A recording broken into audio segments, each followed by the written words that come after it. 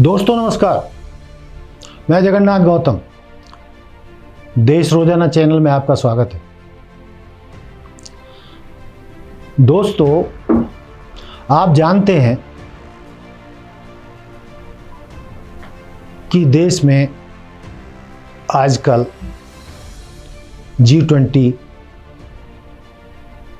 के तहत विदेशी मेहमानों का मेला लगा हुआ है और सारे चैनल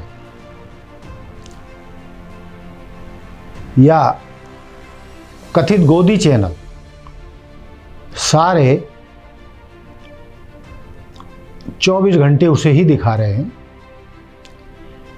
दिखाना भी चाहिए, देश के लिए गौरव की भी बात है, इसमें कोई हर्ज भी नहीं है, देश के सम्मान की बात है। लेकिन इसी दौरान देश में एक बहुत बड़ी घटना घट गई। जी हां, बहुत बड़ी घटना।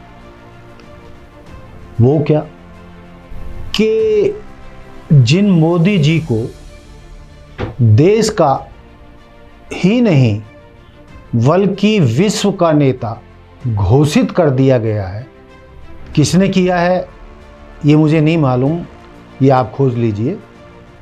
यानी उनको देश का आज की तारीख में सबसे ताकतवर नेता और सबसे ताकतवर प्रधानमंत्री बताया जाता है। लेकिन जब इंडिया वर्सेस एनडीए का पहला ही मैच हुआ तो उस पहले ही T20 में इंडिया ने एनडीए को 7-4 से मात दे दी। देश भर में 7 उपचुनाव थे, जिनमें से 4 इंडिया ने जीते और 3 एनडीए ने जीते। बेशक देश की जनता G20 के मेले को देखने में व्यस्त है, लेकिन भाजपा नेतृत्व और भाजपा इस परिणाम से, इस चुनाव परिणाम से, इस उपचुनाव परिणाम से अस्त व्यस्त हो गए हैं। उनकी हवा निकल गई है। एक उपचुनाव में कैसे हवा निकल गई तो मैं दोस्तों बताना चाहता हूं।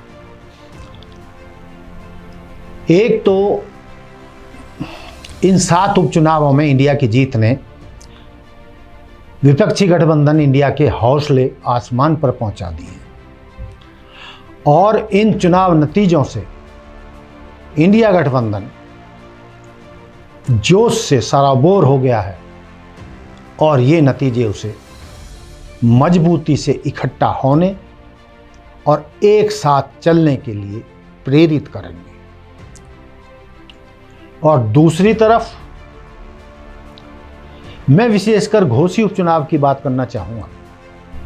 उत्तर प्रदेश का जो घोसी उपचुनाव हुआ है, ये देश के प्रधानमंत्री मोदी जी, उत्तर प्रदेश के सीएम और कथित रूप से देश के भावी प्रधानमंत्री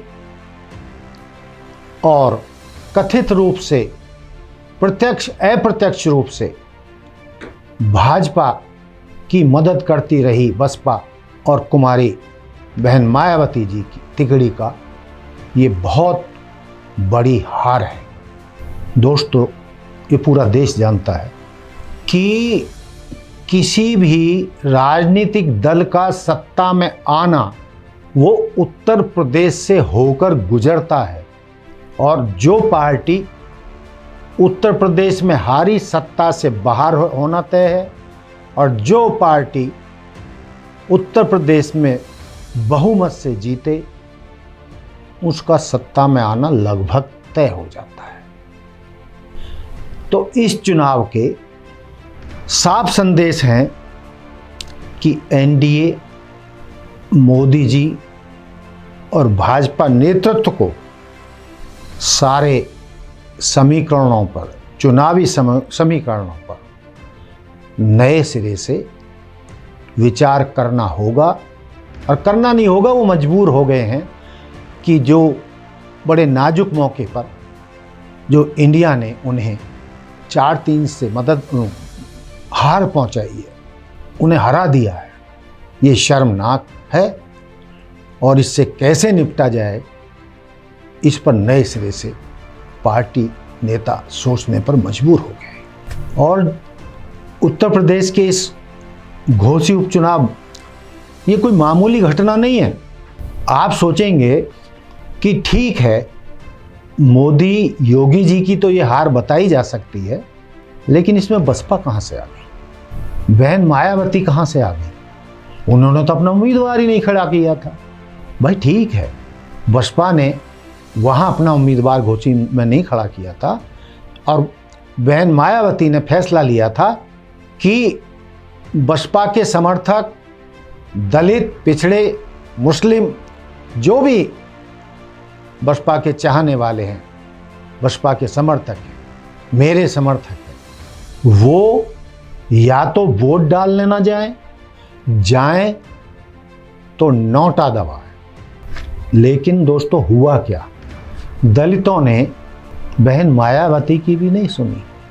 वहाँ के दलित समाज ने, और जो भी दलित, पिछड़े, मुस्लिम समाज के लोग बसपा से जुड़े हुए हैं, उस सीट पर लगभग 75,000 तो दलित मतदाता ही बताए जाते हैं। उन्होंने भर भर कर झोली सपा उम्मीदवार, या आप उसे इंडिया उम्मीदवार कहिए, उसको वोट डाली।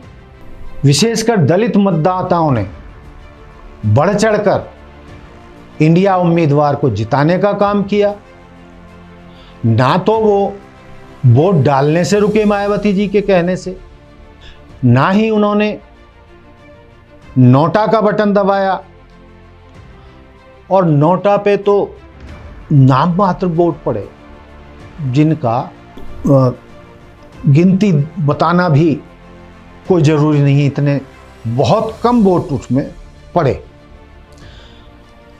तो ये ना केवल मोदी जी और योगी जी की हार है, और ये बहन मायावती जी के लिए भी एक बड़ा संदेश है कि जब तक, ये मेरी तरफ से कोई बनाई हुई बात नहीं है, मेरी जब बसपा समर्थकों से बात होती है, युवा दलितों से जो बात होती है, उनमें इस बात को लेकर गहरी नाराज़गी है कि 14 साल से जिस तरीके से प्रत्यक्ष या अप्रत्यक्ष रूप से मायावती जी ने मनुवादी भाजपा को सत्ता में लाने, जिताने और बनाए रखने का काम किया है, वो बाबा साहब अम्बेडकर की नीतियों, मान्यवर काशीराम जी की नीतियों के खिलाफ है।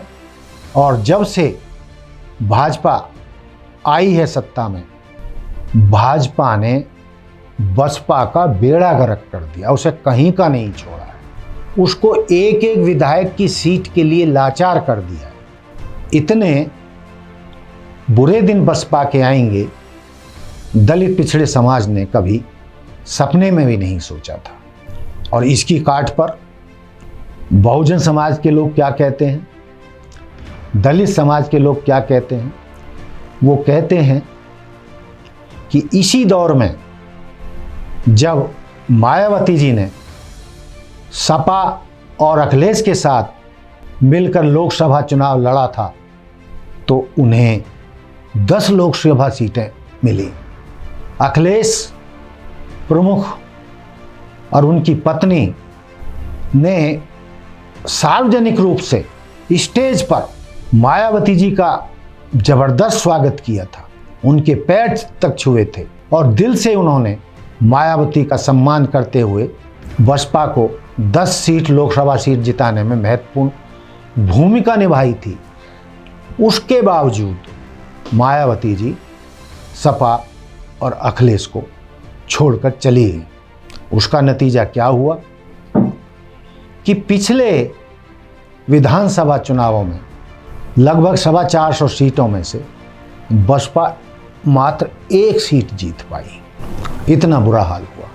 जब संविधान निर्माता भारत रत्न बाबा साहब अम्बेडकर जब 1585 की लड़ाई लड़ते आए हैं भारतीय समाज में, और इन्हीं नक्शे कदमों पर चलते हुए मान्यवर काशीराम जी ने अपना अभियान चलाया था, देश के 85% दलित, पिछड़े, आदिवासी, मुस्लिम समाज को संगठित करके उनकी आवाज़ को बुलंदियों पर पहुंचाना और एक मजबूत राजनीतिक पार्टी बनाना।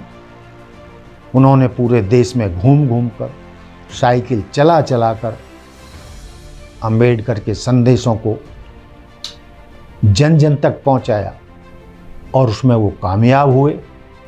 बसपा बनी, उसने चुनाव जीतने शुरू किए और जब पहली बार ही 1991 में सपा बसपा यानी दलित पिछड़ों का जो संगठन बना, एका हुआ, इकट्ठ हुआ, तो मुस्लिम समाज भी उनके साथ लग गया और दोनों ने मिलके 1991 में सपा बसपा की सरकार बनाई।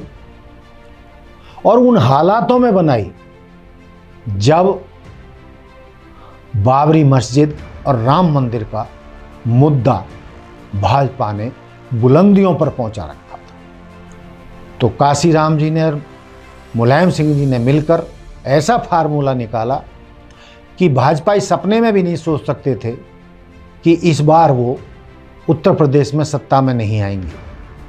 उनका आना तय माना जा रहा था, लेकिन मान्यवर काशीराम, मुलायम सिंह जी ने मिलकर ऐसा फार्मूला तैयार किया कि भाजपा को सत्ता के आसपास फटकने नहीं दिया और यूपी में वो विजयी रहे।